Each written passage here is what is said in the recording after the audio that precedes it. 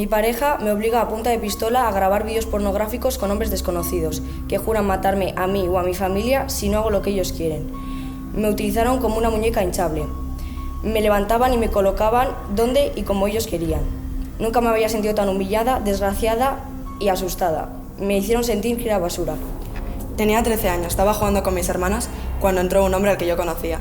Él me había pedido matrimonio hace unas semanas, pero yo lo había rechazado porque era demasiado mayor para mí. Tenía 35 años.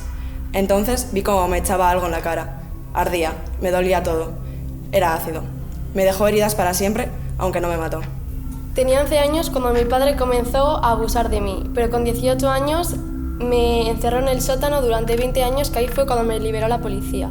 Durante esos años no pude volver a ver la luz del sol. Me estuvo violando todos los días, hasta más de 3.000 veces. Durante esas violaciones tuve 17 hijos, que algunos de ellos convivían conmigo, pero otros vivían con mi madre, ya que mi padre me obligó a escribirle una carta a ella para decirle que había huido y que ellos deberían cuidar de mis hijos. Después de 20 años de tortura ya pude salir. Tengo 22 años y soy de Brasil. Apenas tengo para comer y me ofrecen un trabajo en España, de camarera. Acepto y cuando llego me encuentro con otras chicas en un prostíbulo. Estoy muy confusa, no sé apenas ni dónde estoy, no paro de llorar. El proxeneta, al ver que no me acuesto con otros hombres, me amenaza y me pega diciendo que va a matar a toda mi familia. Tengo 40 años, soy madre de 2 hijas preciosas. Vivo separada de su padre. Tenemos un trato cordial, o por lo menos lo intento, por ellas. Un día fui a buscarlas después de que pasaran todo el fin de semana con su padre. Me dijo que me las iba a traer a casa después de 1 hora, que todavía estaban cenando. No llegaron, le volví a llamar, y fue cuando me dijo que no iba a volver a ver a mis hijas, pero que él las iba a cuidar.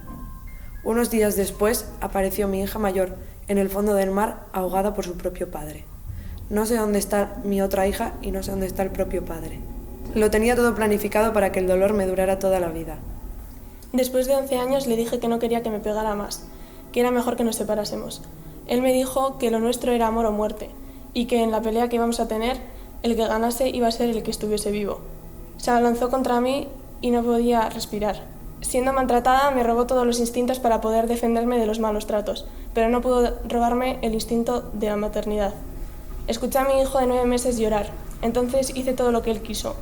Esa noche cogí todo y cogí a mis 2 niños y me fui a denunciar. Llamé al teléfono para saber si podía separarme de mi marido aunque él no quisiese. En ese momento yo no sabía que estaba siendo maltratada. Tengo 17 años, hoy es 24 de enero de 2009 y he decidido quedar con mi ex para hablar. Después de esto no vuelvo a casa, así que mis padres deciden llamar a mis amigos para saber dónde estoy.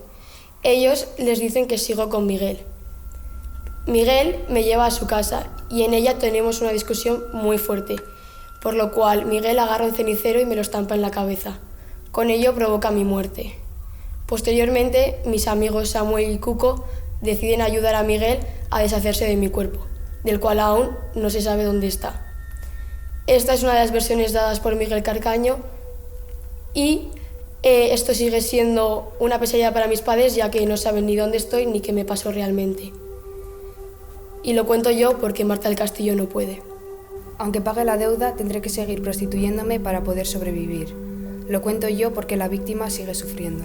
Lo cuento yo para recordar la historia de Ana Bella. Lo cuento yo en voz de la madre de Ana y Olivia. Lo cuento yo porque Dolly no puede. Lo cuento yo porque Elizabeth quiere proteger su imagen. Cada vez que alguien ve mi película, están viendo cómo me violan. Lo cuento yo porque Lina Boreman no puede.